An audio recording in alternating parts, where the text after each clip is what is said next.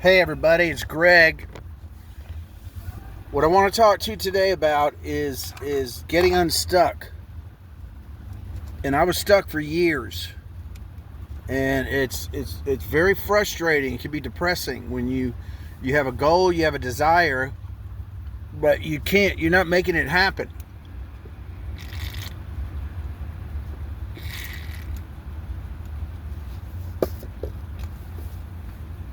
Imagine having a garage full of tools, but you don't know how to use them.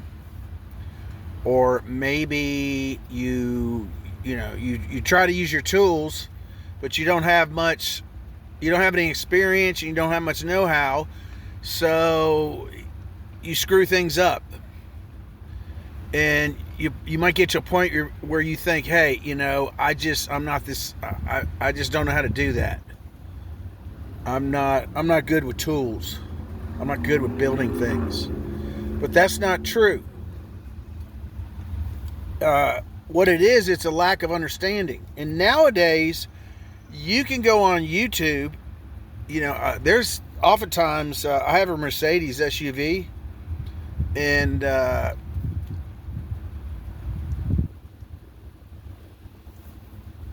I bought this car. It had 65,000 miles on it. It ran good for till it got up to, I don't know, maybe above 85, and then I started having some issues with it.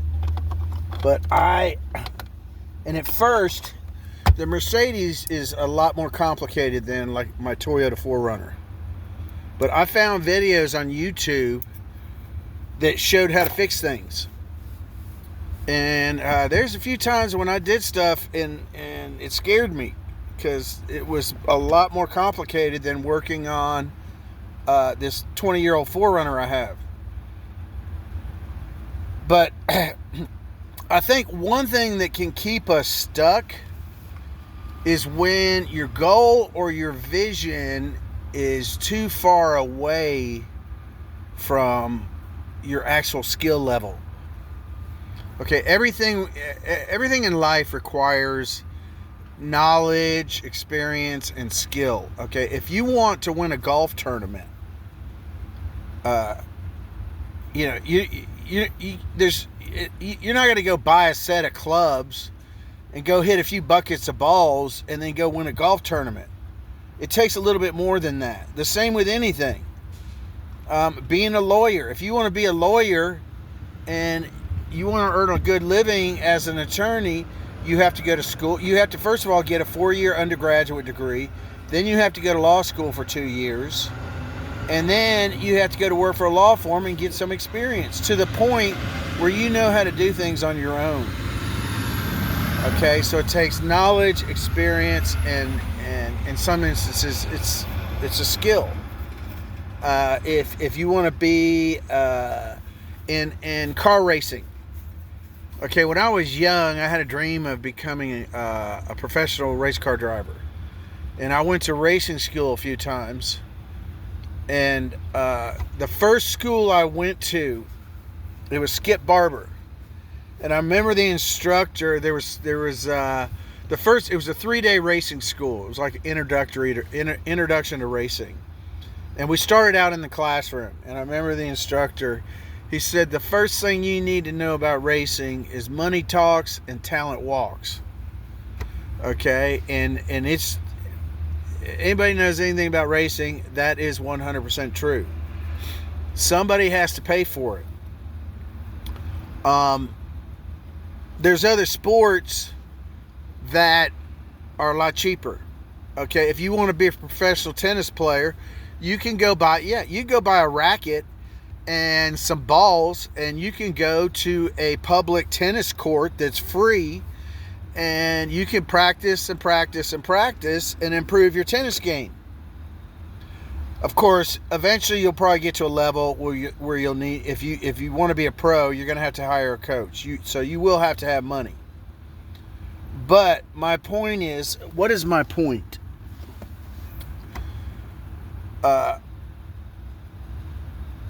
So you might have a vision that you want to be a rock star. That was another thing. Little kids have a really good imagination, and and they don't know any better. So I remember when I was in high school, my father bought me an electric guitar, really nice electric guitar, but I never took any lessons and I never went anywhere with it. So you might be, let's say you're an accountant and you want to change careers and you want to write books. Okay, it's one thing to have a dream and a desire. It's another thing to actually make it happen. And there are people, positive thinkers, motivational speakers that'll tell you if you imagine it, you can have it. But it's a little more involved in that. Okay, and the first thing you have to understand, and this is what took me a few years. I wanted to write a book years ago. And I had a handyman business, and I decided, hey, I had money in the bank, plenty of money in the bank. My business was good.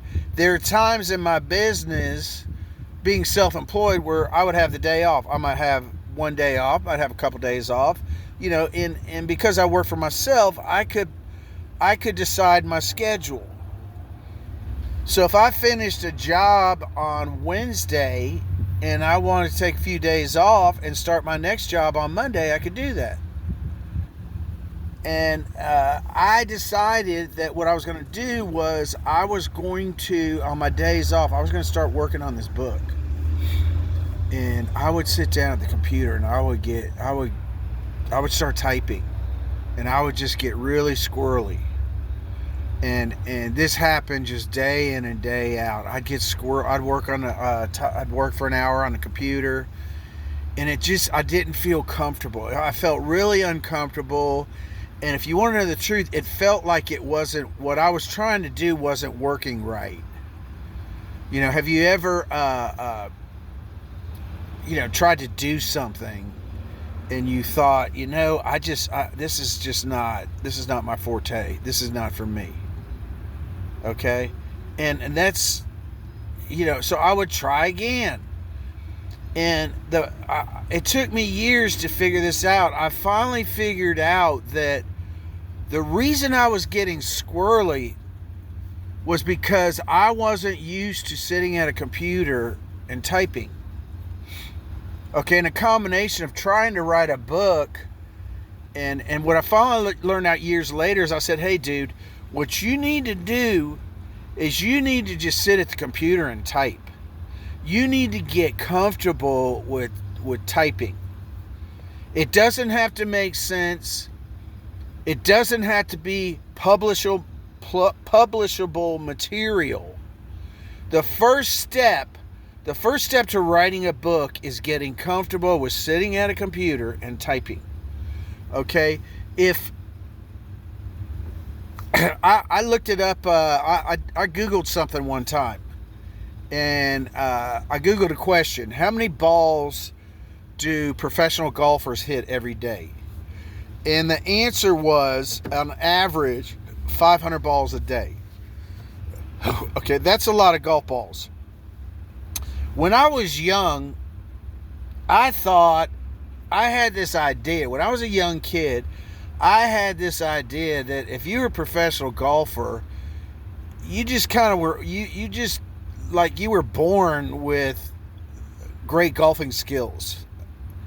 And, they would talk, I got into my teen years and they'd talk about this guy having a coach. And I'd be like, why do you have a coach? You don't need a coach. You're a great golfer. And I didn't realize that to be great and to maintain your greatness, you have to practice every day. You have to have a coach. You have to really focus and put 100% into it. Okay? Because there's other people who are putting 100% into it. So you might say that you got to put 105% into it if you want to be better than the next guy. But anyway, my point is that great golfers didn't come into the world as a great golfer. They came into the world just like you and me, lying on their back. A little baby, a little newborn baby lying on their back, Didn't know how to walk, didn't know how to talk, didn't know how to run.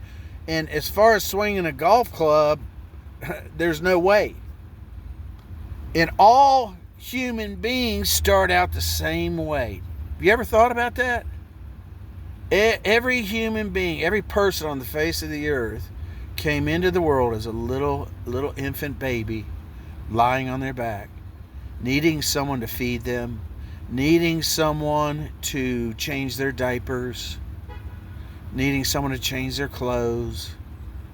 And as each day went by, their brain was wired and programmed. They learned how to roll over onto their stomach.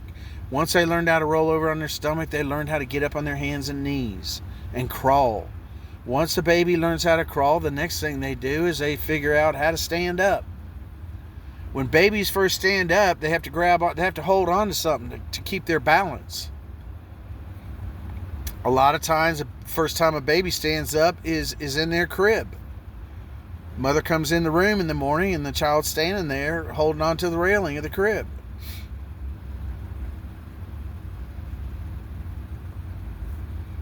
And you and I began the same way, and a great golfer started out the same way.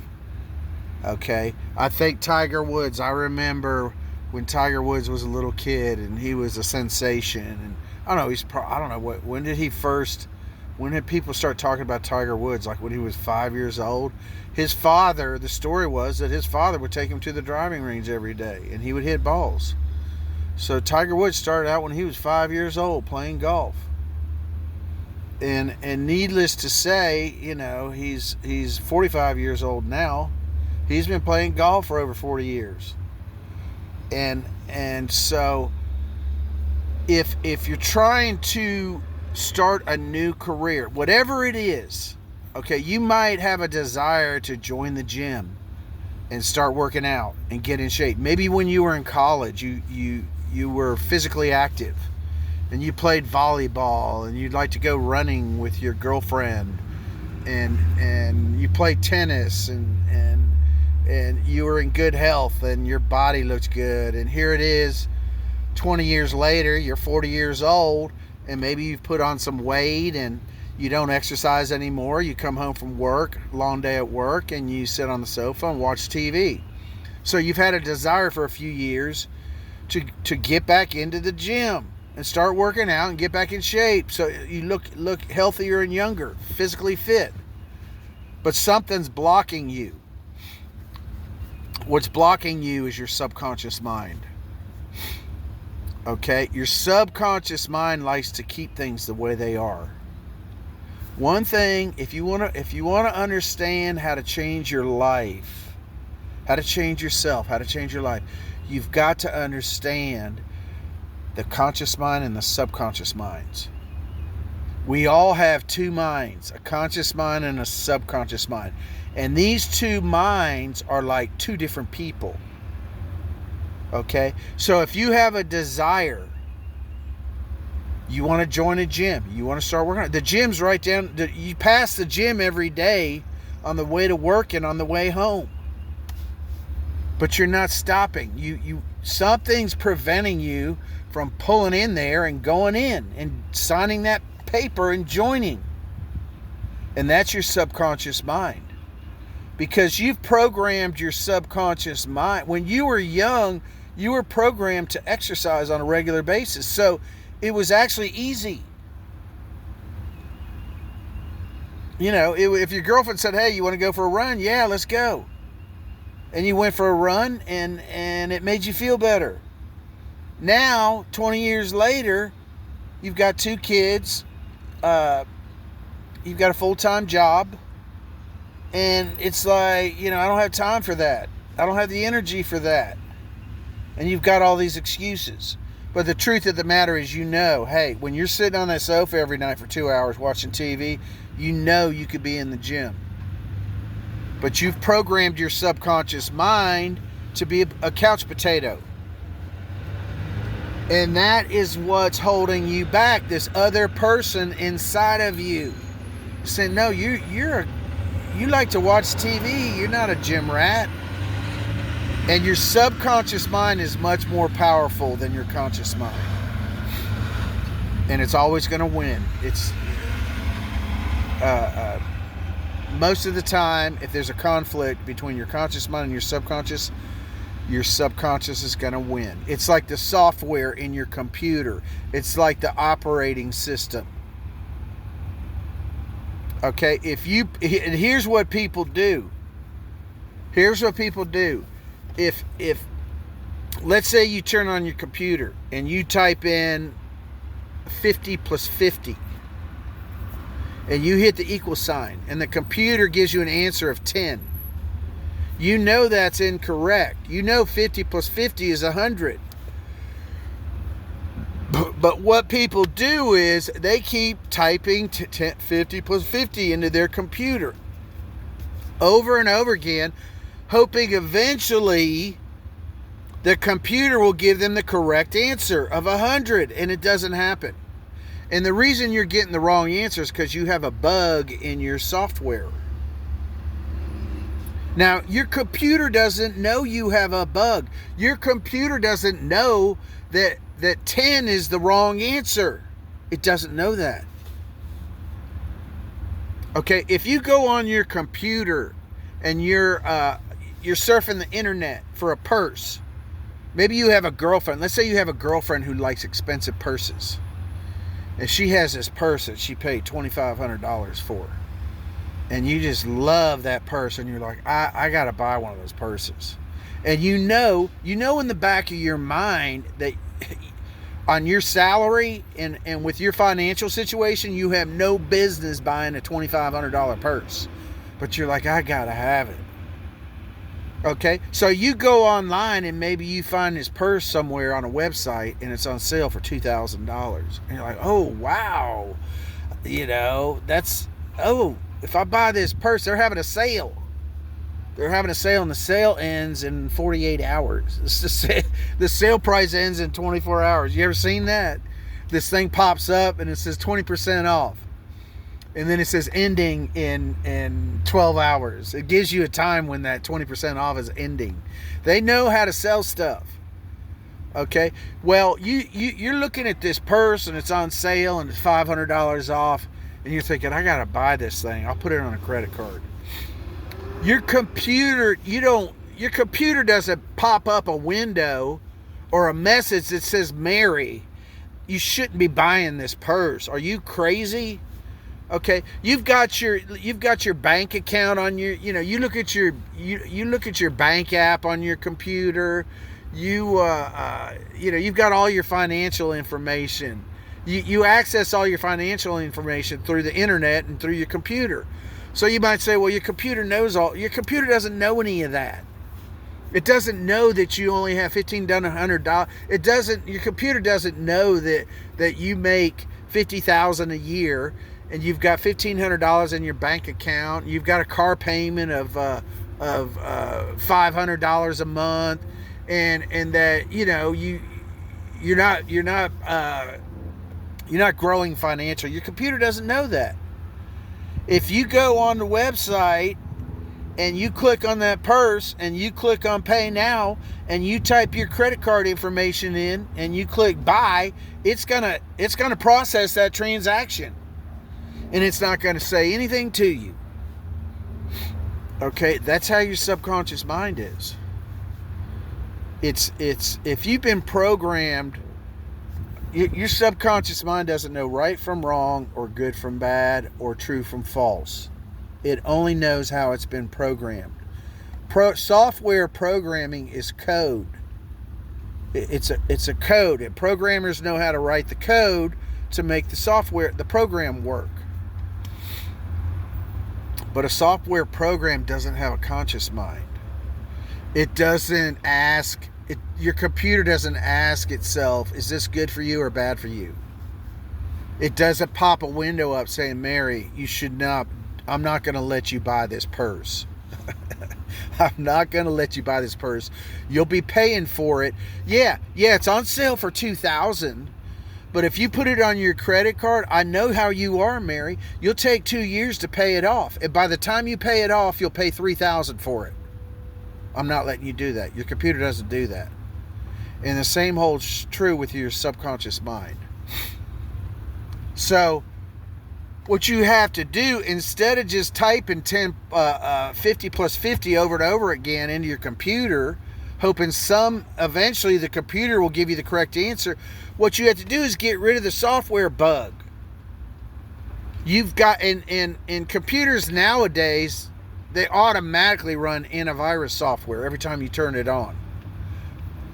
Okay, it runs antivirus software, and if it detects a virus anywhere in your computer, it either notifies you or it just automatically clears it out and puts your computer back into the correct operating state.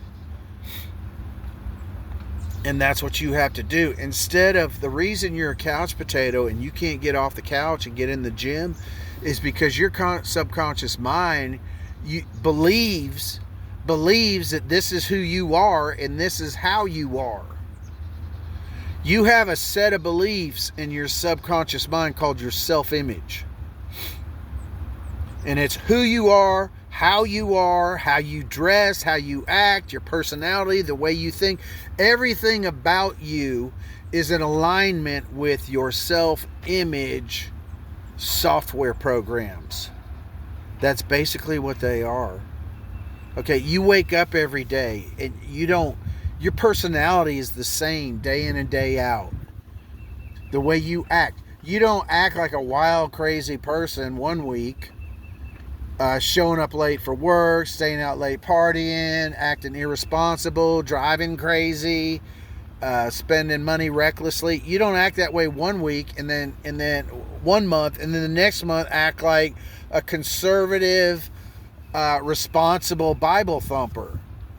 Your personality is pretty much, when change takes place, it typically takes place over a long period of time. Okay, where little influences, a series of little influences over a period of time, or they might be big influences, lead to changes. But typically, day in, day out, week in, week out, month to month, you are the same person. You're the same person, you live in the same house, you drive the same car, you go to the same job, you act the same way, you have the same personality, you wear your hair the same way, you dress the same way, you have the same hobbies, you watch the same programs on TV, your habits are the same, you eat the same food. And this is because you have a subconscious mind. Your subconscious mind is like the internal workings of a computer. When you're sitting at your computer, you're interacting with the screen,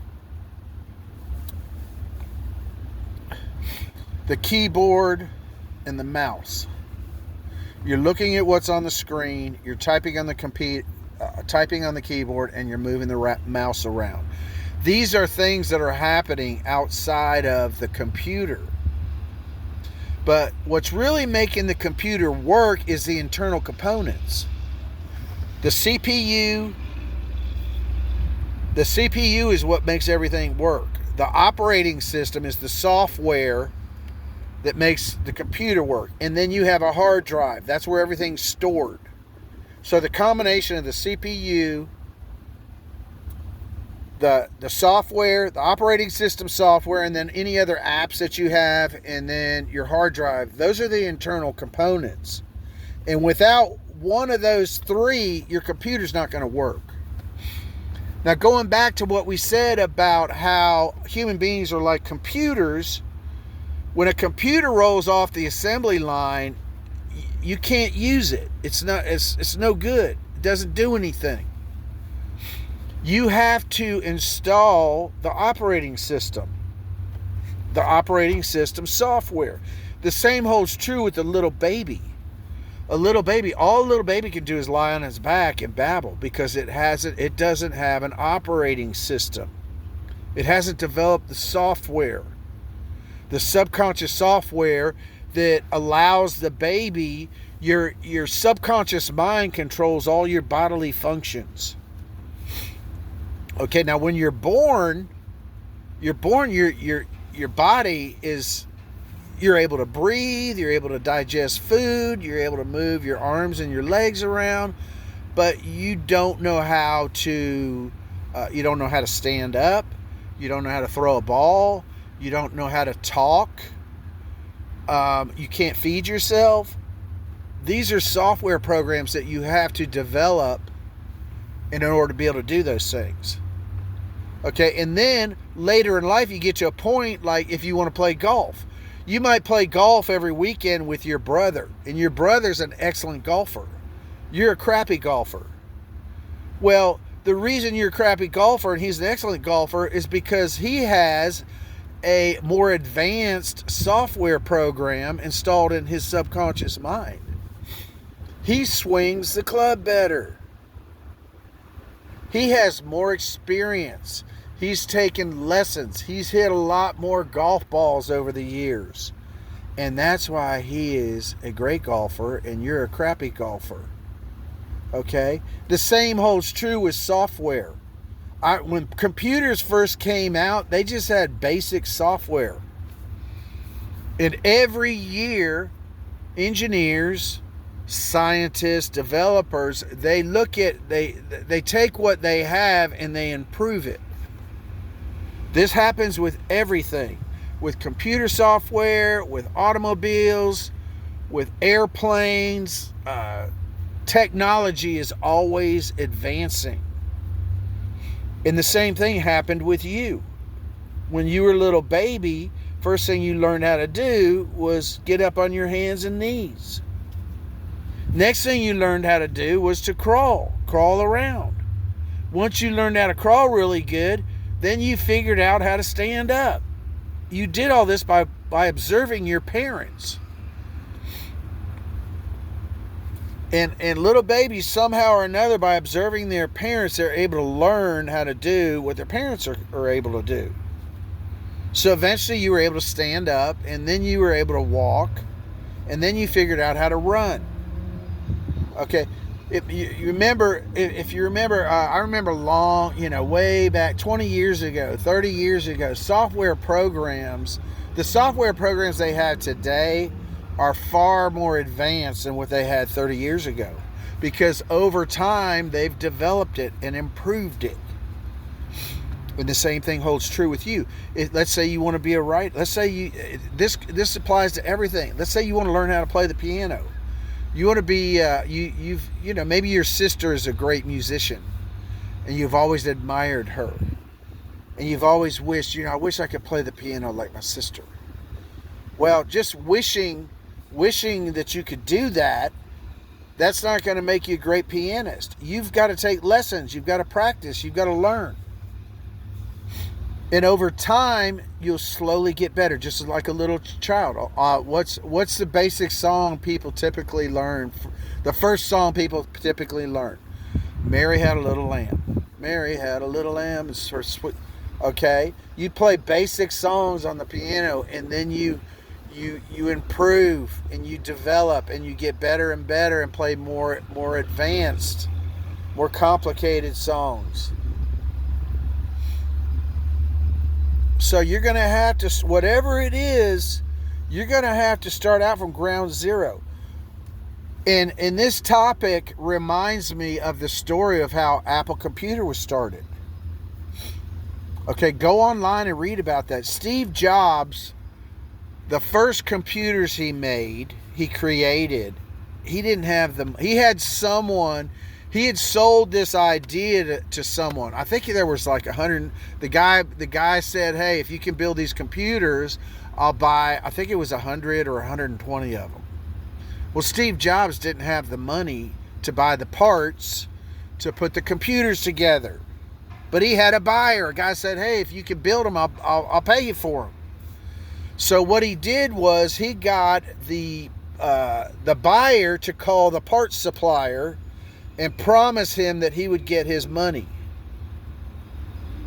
So the supplier fronted Steve Jobs the parts, and he built these computers, and that was the first sale he made. Those were the first Apple computers that were sold.